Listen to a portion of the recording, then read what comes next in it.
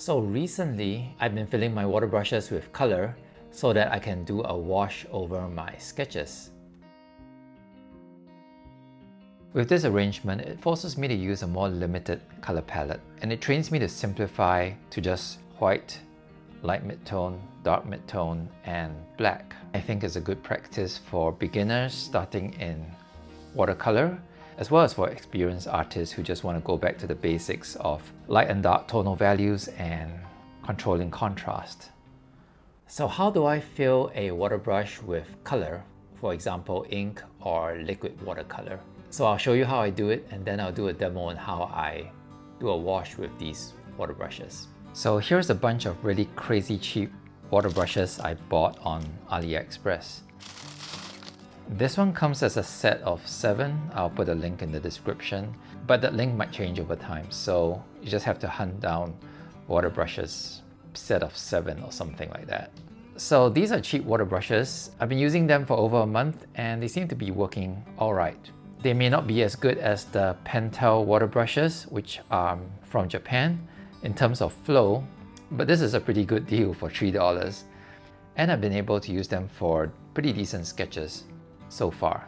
One thing I like about this set is that it comes with this really big, broad, flat brush, which I don't find in the Pentel range. This set of 7 comes with 2 of these broad flat brushes, one fatter than the other. As you can see, they are a lot broader than my Kuretake one.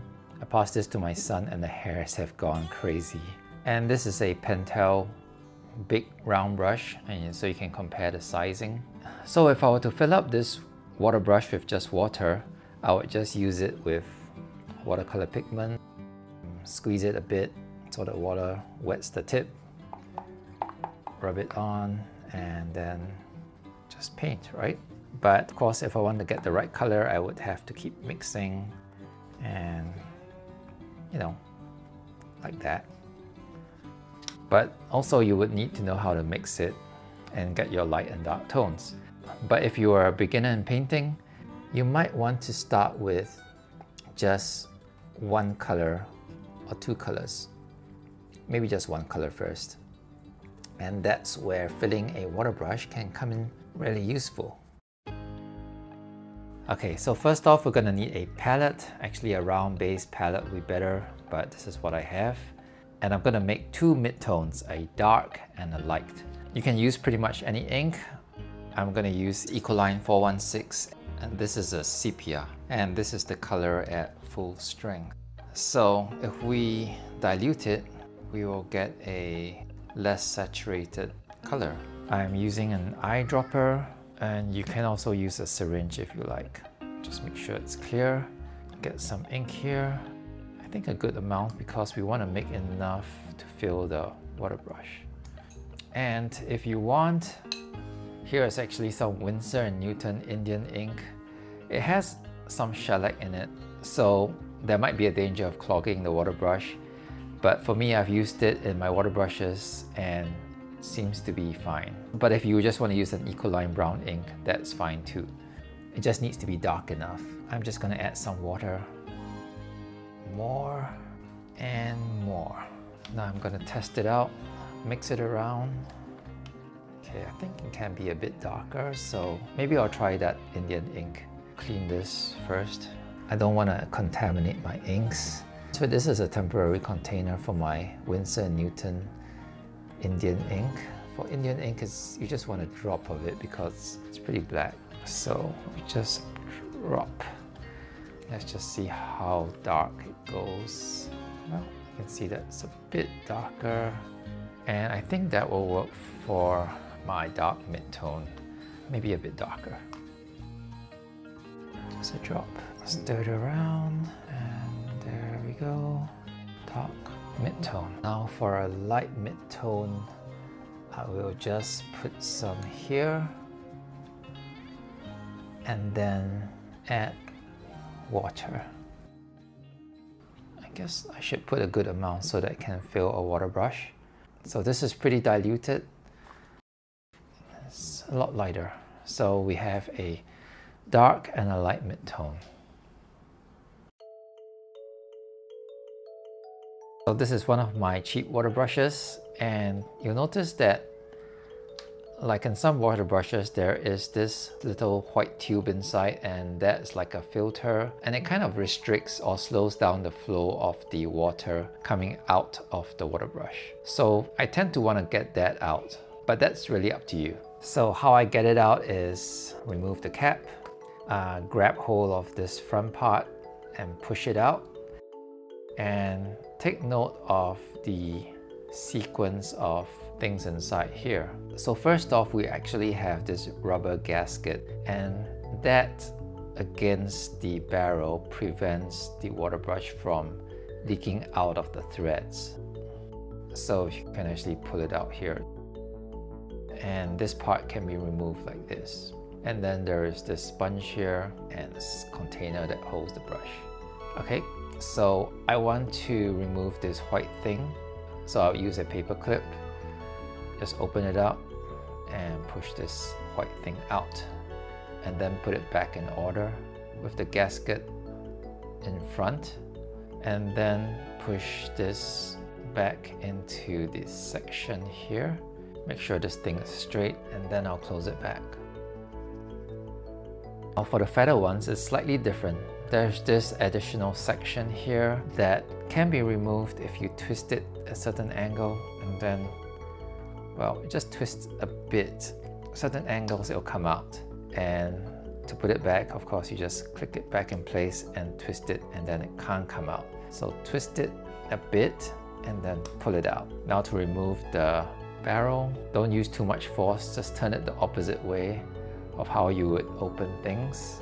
So never force the brush, if not you might break the brush. Now grab this and just push it out this way. Okay, the sequence should be the rubber gasket first, and then the nozzle, and then the sponge. This particular brush has a secure ring around it, so keep it there. This one I've already removed the white bit. I pushed it out already. So now I'm just going to put everything back. This part needs to be wet, and I'll just put everything back there. Push everything back in. Barrel, push it straight. Close this thing here, snap it in, turn it a bit, make sure it doesn't come out. And then let's just fill the water brush now. So this will be the light mid-tone that I'm filling. Alright, slowly, I'm gonna put it upright, and then I'm gonna press it slowly. Alright, so there we go, we have some light mid-tone here. Ooh, there's some ink coming out the threads here. Okay, so I don't know whether it's because this water brush is just a cheap brush. The ink tends to come out through the threads here, but hopefully when it starts flowing, it doesn't come out through the threads. And I'm gonna fill the other water brush.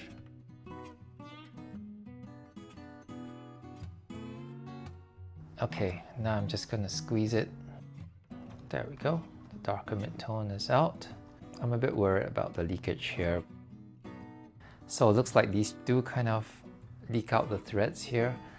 So I'm trying out with the smaller brushes in the set. Let's see what happens. It tends to be more controlled, and the leak does not happen here. So that's not too bad. This one actually works quite decently. So I found that the smaller sized brush don't have the leakage problem, but the bigger ones tend to leak out through the threads.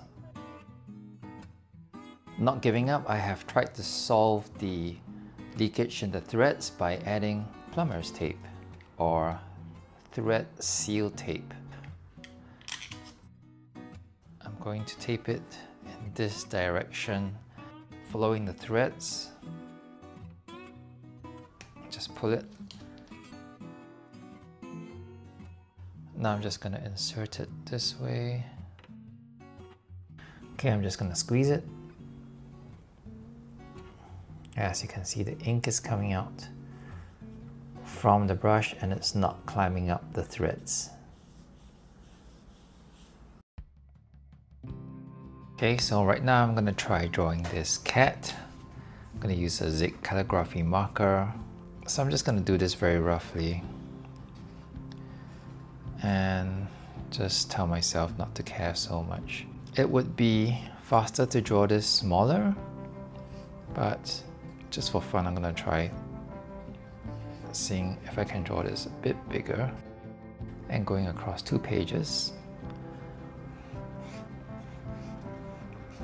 Okay, keeping my eyes on the subject matter, not caring so much about, you know, getting the form correct. It's more like just going around the shapes. One way is to think of this as an island, and this is a cat island, and these are little rivers that are just going into the island. Okay, just some demarcations here and here, and let's just find these river lines here, going up here and here, and it stops here. Okay, get this line here, and let's just put the eyes in position. So here and here. This is not the prettiest cat, but this is the cat that's around my neighborhood. Oh yeah, so that's a tail there. Sometimes if I can't really see a shape, I will just don't bother so much with it. Okay, so I think the first thing I'll do is get the blacks out. Since it has some really nice blacks, I'm using India ink in my water brush here. I'm just using the black to just block out the black shapes. Blocking out means kind of just coloring wherever I think it's black and simplifying it.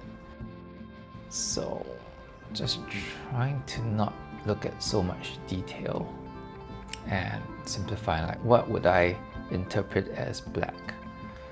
So all these areas I'm going to just interpret as black, and I'm also squinting my eyes so that if anything can be simplified as black, I'll just color it as black. Alright, I know the head is not perfectly resembling the cat, but I don't mind. Okay, so just putting in other black shapes that I see, squinting my eyes as I do that. Try not to get into all the small details. Even the shadow can be interpreted as black. Okay, so here there's a black spot there, here, and so this is more of a value study. I am trying to simplify the values and practice seeing this whole picture in perhaps 3 or 4 tones. I know there's fur there, but I'm just going to block it very simply as a black shape. So I'm not going to fuss around with, you know, getting the fur texture at this point.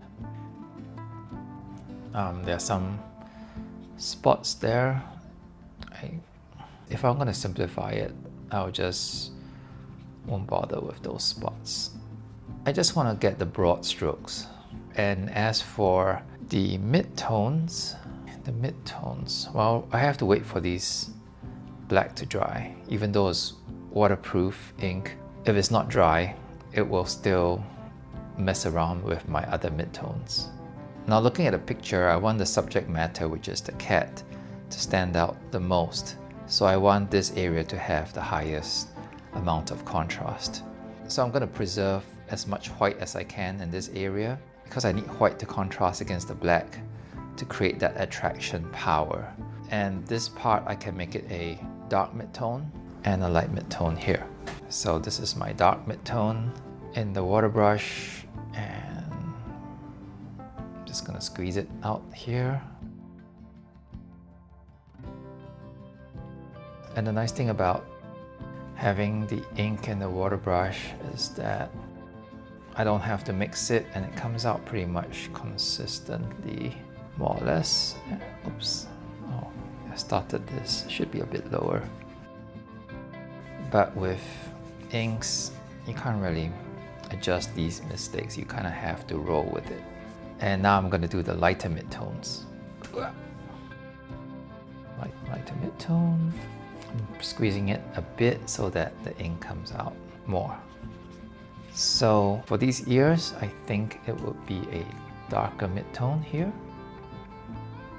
Darker midtone. I'm squinting my eyes and just checking. Okay, this will be a darker midtone here. Some darker midtones there. Some patch there. Just getting it loosely. And there. And here. Okay, as for the lighter midtones, they seem to be appearing somewhere here.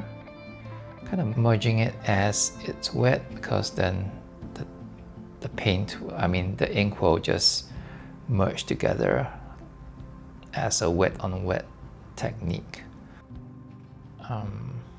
Yeah, I'm trying to remind myself to keep it simple and not to go into all the detail, because I'm not aiming for realism right now. Here there's a patch that looks darker. Here and here. Well, actually here too. And here.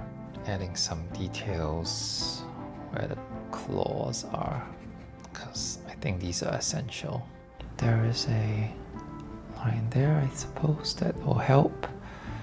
And I think that should do it for now. Alright, whiskers. So this works as a simple value study. Just white, black, light and dark midtone. And the high contrast in this area brings out the subject matter. There are many references that we can find online, like on Pinterest, that we can use to practice our light and dark tonal value studies. I'm just going to pick 2 or 3 from here. So for this one, I'm going to draw it a lot smaller, and that will allow me to draw quicker and also force me to keep the details really simple. So I'm going to combine this whole mountain as one giant shape. The mountain's in the background. So I'm just going to use dotted lines to depict something that can't be seen very clearly. These are the black shapes.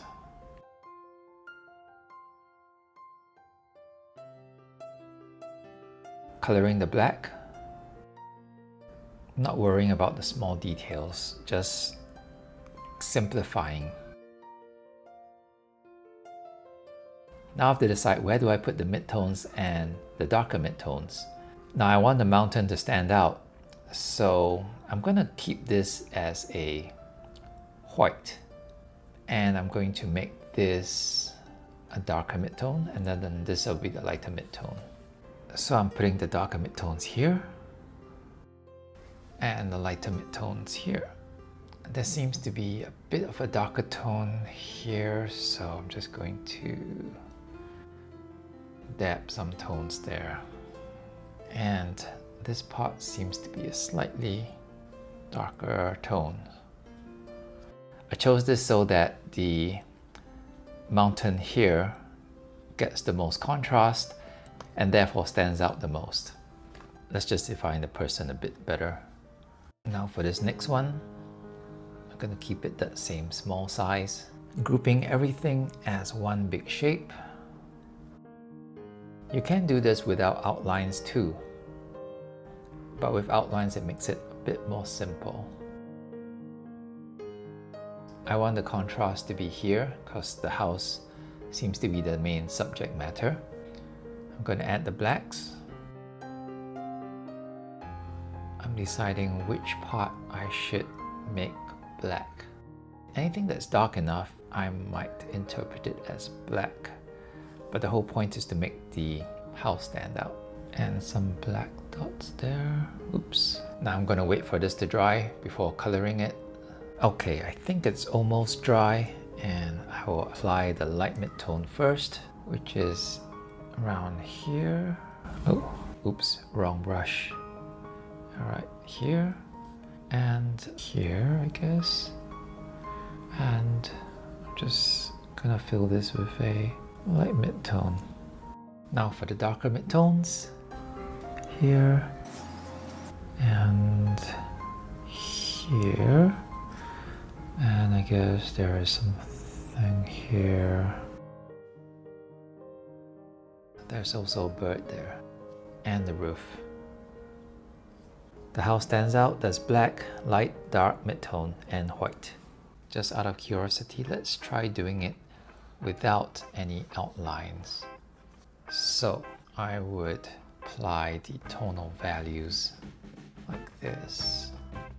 And then this part here, and these two windows here, then these two windows here, here, do this here, apply here, here, here, here, this one goes here, and then I'll use a light mid-tone here,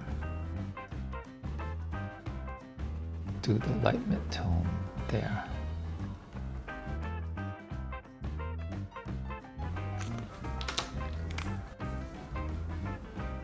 Then adding this.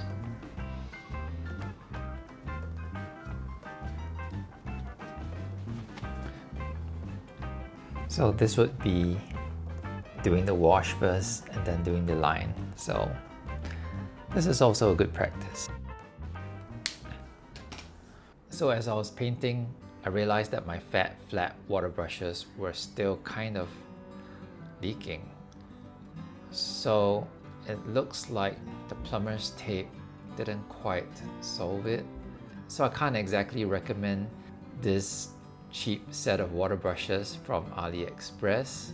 But if you were to get them, I think these fat ones would work as just regular water brushes with plain water where you won't have to stain your hands. And if you were to get this set, I would use the other 5 smaller brush heads that come with this. Now that this one has ink in it, I would just remove the body, and the bodies are all interchangeable. So I'm just going to screw it onto one of the smaller heads. So that's what I would recommend. Or you could try a Pentel water brush. So I hope this was helpful, and thanks for watching.